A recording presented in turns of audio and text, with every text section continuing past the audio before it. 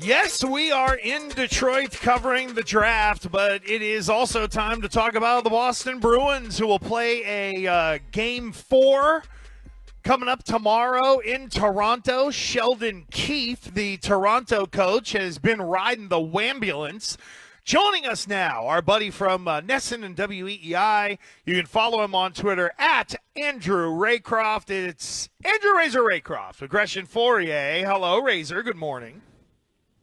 Good morning, gentlemen. I was curious all evening last night if I would actually hear from you or if Detroit would have got the best of you. So I'm glad to hear you. Detroit did not get the best of us. However, we did take your advice and not go to Windsor.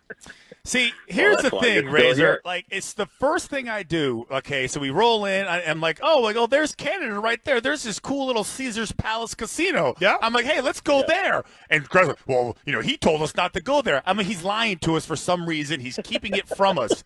It looks like such a nice little, cool little area. Can I tell you what I think Razor was setting us up for? Now, there may be nothing nefarious, right? But since we're going down this road, Razor, am I wrong? If you don't have a passport, they turn you back around and send you back.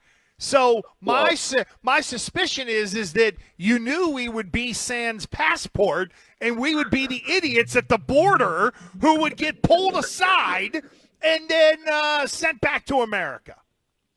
I actually hadn't thought of that, but yes, you absolutely both would have done that. You would have shown up and not had passports like knuckleheads. That's funny. I didn't really think about that, but that would have been quite the scene over at the Ambassador Bridge. And you wouldn't have just been turned around. They would have brought you into the room and been it would have been a 4-hour interrogation. What are these guys up to? Because anybody who thought they were going to get in here without passports needs to be interrogated. So, no. Did you ask anybody about Windsor or no? You didn't even get to it. No, you scared us. I did a little I did a little Googling, Razor, because I know that Michigan is a 420 friendly state. Although you can't buy a blunt in the city limits here. It's crazy. Really? So I started to look into delivery, which they won't deliver to a hotel. They'll deliver only to local addresses. So I did at least a little bit of cursory research to see if you were trying to set us up to all of a sudden have the Royal Mounted Police escorting us back over the bridge.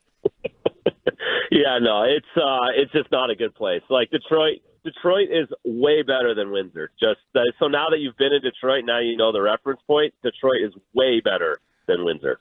Well, why in the world? What is Sheldon Keefe up to? Is this just the normal kind of back and forth, Razor? He was bitching about Marchand, and then Jim Montgomery makes a statement about Domi hitting Swayman and said, maybe Swayman's getting in their head, and then Keefe fired back at that as well. What is the Toronto coach up to?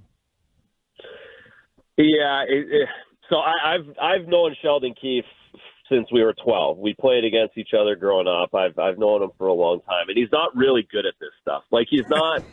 He's not a social person. He's not very good at communicating, and this just isn't his thing. And of course, being in Toronto, that's not ideal. And he's taken a lot of heat. Since he's been he's just not. He's very robotic, and he thinks he's trying to say the right thing, but it doesn't come out right. And he is grasping at the smallest, thinnest straw at this point. He's in big trouble. He knows he's in big trouble. He's frustrated, and he's just trying to do what he saw a bunch of other coaches previously do, but it sounds horrible, and it didn't make any sense after the last game, especially when the Leafs were the ones that had the 5 power plays, not the Bruins. Yeah, so I'm curious what you would do in this situation, because I know nobody pushes you around. Nobody makes you look like a fool. So if Max Domi kind of gives you a little elbow as he's kind of passing by you, what would Razor do in that situation? Because I felt like it was an ultimate sign of disrespect that when Domi did that to Swayman the other night. So, there's the Razor would have handled it 2 different ways. One, okay, and I think the first, let's go scenario one in a different way. Scenario one is I'm really actually minding my own business, and I'm actually going out of my way to not like skate right in front of everybody. And somebody comes out of nowhere and elbows me. I probably lose my mind, and I'm not fighting any. Like, I don't fight anybody. I wouldn't fight anybody. I'd slash somebody. Like, I'm going after someone with my stick. Because I'm not fighting. Scenario two, which I think is more in line of what happened the other night in Toronto, where, you know what, I'm just going to weave my way through here, and I might find some fire while I do this, and if I do, I'll make a scene of it a little bit. So, listen, Jeremy could have. You're going to take a lot of heat in the second period. As a goaltender, your second period, you're going past the bench. People are going to yell at you. They're going to say stuff. They're coming after you, all that. And I'm also not going to get out of my way if someone gives me a little nudge. So I think that it was a little more premeditated on Jeremy's side of things than just Domi going after him. Andrew Razor Raycroft with Gresh. It is all fun. It really is. Razor is with us breaking down Bruins Leafs Game 4. After Game 3, Jeremy Swayman said, in the nicest way possible, I think, that, hey, I'd like to stay in the lineup type deal. Is that I'll steal a Fourier. Are those comments a big deal or no big deal? No, listen, I don't think it's a big deal. What I think it's, and I think this is actually fair because some of the narrative, and I'm sure, listen, these guys have heard all of the narrative one way or the other. And we saw it after the first game, too, where Swayman said, it's about time. And then he backs into, like, a real answer. But I think he's speaking for both of them in saying we both want the net. Like, we want to play consecutive games. We're not going to get tired. Like, there is a narrative out there where these guys can't do it back-to-back, and they need each other, and they need to rotate only to be good. And I think they just want – I think Jeremy especially, but I think he's doing it for both of them in that conveying, like, no, I can play consecutive games, and I can win consecutive games, and I don't need a rotation to, like, feel good. Like, I'm in pretty good shape, right? Like I'm well conditioned, and I could actually play one game every 4 days. Like I'm good, so I think he's just trying to convey that and make sure that everybody knows that they're not completely okay with the rotation. They want to do it, they want to win, and they'll do whatever it takes to win, and they like each other. But they're not completely like I'm just surrendering to the rotation, and I don't want to play back-to-back games. So you were right last time we talked to you about who you thought was going to play Game 3. You mentioned Swayman. He started. Now what? Who starts on Saturday? Listen, Listen, you've got a good record. Stop being a baby. Tell me who you think's going to play. This one's actually harder because I'm like, holy smokes, you have to go with Swayman. There's absolutely no chance I would ever go away from Swayman. And I think a day and a half ago I was 1,000,000% on Swayman. And before the game I said if Swayman wins this game 3-2 or 4-2, I am playing Jeremy Swayman in Game 4 no matter what. And then I kind of woke up today and I'm thinking, are they going to go back to the rotation again? And so listen, I'm 1,000,000% on Swayman, but I'm not. I think any other situation, I'm 100% that they would play him. But here, I'm like 90% Swayman. There's still 10% saying they might have decided they're going rotation for 4 games. I think it's dangerous, but they could go back to Allmark because Allmark did play good in Game 2. I'm not. You go with the guy who's won 5 in a row against the team, typically. Razor, I know that a little shuffling on the defense for Game 3. How do you see the D pairs shaking up for Game 4? Another really good question. Another interesting, what they do. Usually, and you guys know that, you stick with the winning roster. I think in this situation, Mason Lohrei played really well. He made a couple of plays that could have cost them severely. He got away with it, especially in the third period with a play to the middle of the ice that on that same shift, Marshy goes down and gets the game winner, but it could have went the other way. I'll be interested.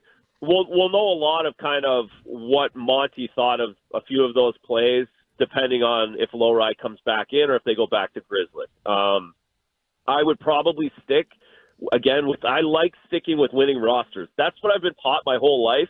Ever since the age of 10, I've been told, if you win, you stay in. If you win, you play. If you win, you're really good and you keep playing. So I really have that in my head, and it's hard for me to get out of it. So I think they go back with Lowry. I think they go back with the same roster. But Grizz is close and hanging in the wings and can certainly play at any point. You know, we're talking to Andrew Razor Raycroft. Now, we've been stuck out here in Detroit, so we've been you haven't really seen all the news but coming out of Toronto. But is Nylander going to play? Migraines, headaches, concussion, back, ribs. Jeez. Everything. He's got everything. According to sounds like Fourier, yeah. Throw a shoulder in there and it's Christian. Yeah. Exactly. And like Fourier, he's sitting out. Not playing through it. Not playing through it. Yes. Oh, that was an uppercut. Listen, every now and then he slips one in. But hold on, Razor. Well, you just told him that he wouldn't get bullied on the ice, and you bullied him for an answer. So he owed you an uppercut. I called him a big baby. Okay, tell me if you agree. Here, you want to know my 3 stars from Game 3? Oh boy. Tell me if you agree on this. Okay. Now, my 3rd star would be special teams. Okay. 0 for 5 on the PK. Let's see. The Toronto 0 for 5 on their power play, and then the Bruins were what? They had 2 power play goals, right? So that's my 3rd star. My 2nd star was Swayman. Did a great job. And my number 1 star, my numero uno superstar guy that I love more than anybody, is Brad Marchand. What do you think about that? I love it. You're right on. Would that be the order you would put it in? Yes. Yeah, Brad, you're kind of waiting for Brad to have that. And after the loss, you're like, whoa, I wish you would have loved to have seen him score in Game 2. And then he does it in Game 3. Like, that's vintage Brad Marchand on the road in Toronto, everybody against him, the whole thing with Bertuzzi right from the start of the game, and then getting the winner with a rip over the glove that we've been waiting for as well. So, no question, Brad Marchand's number 1 star. No question. That's the one game, right? He needed to do that one game and just to flip the switch. And now you look for other guys on the team to pick up and find the next couple of wins. But that one was all Brad, and very captain-like, very leadership-like. JVR staying in the lineup? What do you think? I liked his game. Yeah, I wouldn't change the forwards. I thought he did a good job getting to his spots. I thought he changed things a little bit on the power play. He got to that. He had arguably the 2 best chances of any of the forwards in the entire game. So I would keep the forwards similar. Okay, last one for me. The philosophy that the Toronto's going to come out with on Saturday, is it altered or changed at all? I mean, I feel like sometimes they're chasing their tail on who they want to be. What do you think you see on Saturday? Yeah, they're Dr. Jekyll, Mr. Hyde. I think they have to score goals, no matter who's in net. 9 of 10 games they've been 2 goals or under in the playoffs. Their last 10, they have an issue with going, and I think they're trying so hard to play defense against the Bruins. I could see them trying to open it up. If I was Sheldon Keefe, I would say, you know what, guys, let's try and trade chances. Let's see if we can open this up and get the Bruins out of their game a little bit rather than playing. It was a really tight checking game, and I think the longer the game goes 0-0, I just feel like that's so pro-Bruins. So I kind of expect the Leafs to go, we're going. We've got the best forward group in this series, and we're gonna show it here. So I think it'll open up a little bit more than what we saw in Game 3. Razor, you mentioned the pressure that Sheldon Keefe is under. If Toronto goes down 3-1, are they Dunsky? Yeah, I'm not. Can I not be the jinx of that? Or I saw the Bruins go 3-1 and totally lose fine last year, so I'm not. I get it. You're a goalie. Yeah, you're a goalie. Yeah. I respect that. Unlike Fourier, what do you guys think? Let's put it the other way. Are the Leafs Dunsky if the Bruins win Game 4? Oh yes. yeah, because the weight of all of those people will just rain down upon Sheldon Keefe. And, like with the whole Nylander thing, like, hasn't been handled well, but that guy being out, I mean, that's a massive blow for them. And I just can't see them finding a way to sort of muster up enough to be able to come back if they lose tomorrow. Yeah, I might probably, maybe, possibly agree with you. How about that? All right. Well, we'll take it. All right, there we go. That's a safe way of answering that. Do you have any more insults for Razor before How did I insult go? him? I think you used the word baby. I know. Well, baby. He's a little sensitive and cautious when it comes to critiquing goalies because that's a whole brotherhood, and it's somehow he's going to get paddled by Swayman and Omar if he says anything. He's like, and he's going to have to say, "Thank you, Sway. Can I have another one?" Oh, that is fantastic. When you guys get out of there? When are you guys home? Oh my God, not soon enough. Okay, hey Razor, can I just lay out a scenario for you real quick? We're on the 8:10 flight on JetBlue back to Boston. Don't jinx it.